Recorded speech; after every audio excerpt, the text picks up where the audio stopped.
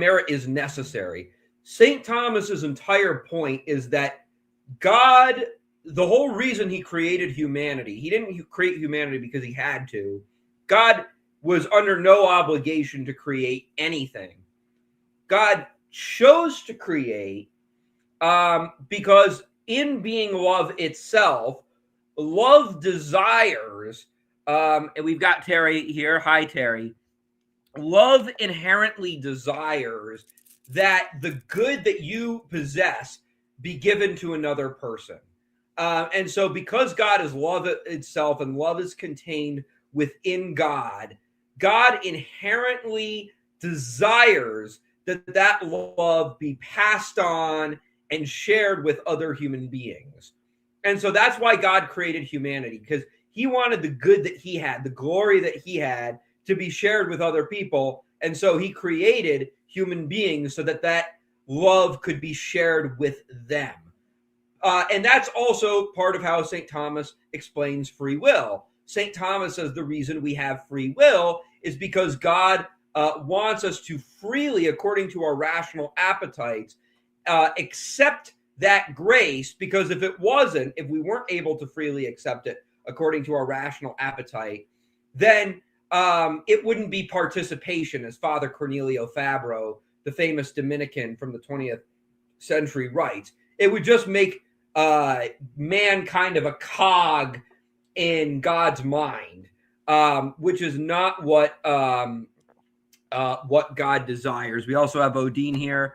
Anybody feel free to join. Link is in the link is pinned. But this is the idea that St. Thomas comes up with: is participation, participation, participation. Now, because man sinned and because man transgressed God's commandment, she says OSAS all night. So were you not on Jamie's team tonight on that debate, Terry? Were you not on You better have been on Jamie's team when he You're was... one flesh now, so you yeah, have to you be better be mind. on Jamie's team, man. He's the man. You read St. Augustine a lot. St. Augustine says rightly order love. So you better rightly order love and be on Team Jamie here. But anyways, St. Thomas says that merit is necessary because ultimately, because man transgressed God's commandment, God could have just done away with it himself. But he says, St. Thomas says, it was more befitting that God have man in some ways act not only as a cause unto himself, but as a cause of his redemption, as a secondary cause of his redemption. So obviously, Christ is the only source of redemption. Make no mistake about that.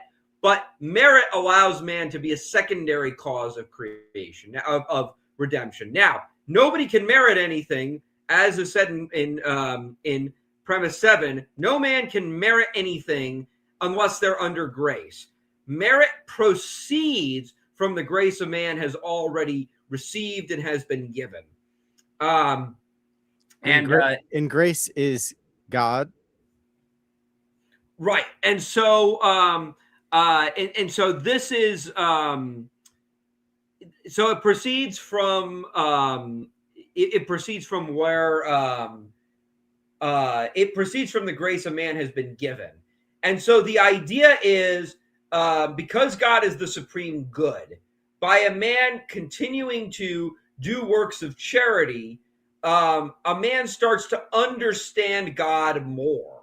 Because the idea is, okay, you've been informed about God, you know who God is. Now that you're participating in God's handiwork, you're starting to get to know God a little bit more. And now that knowledge that you had of God, that you were given when you were saved for the first time, now it increases.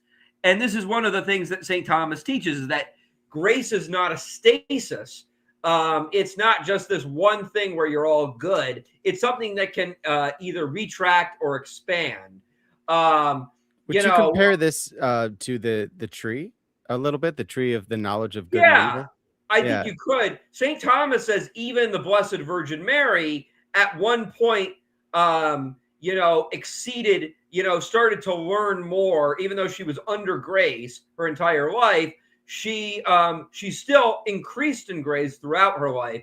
In the verse in Luke, when it says she saw all the works that Christ was doing and she kept them in her heart, St. Thomas views that as she was starting to kind of receive grace. She's starting to receive a better reception of grace even more. And going from glory to glory, right?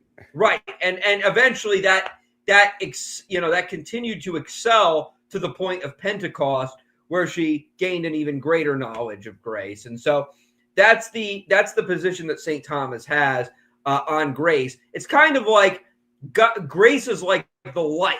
Like, imagine you're in a dark room and the light is kind of making God known.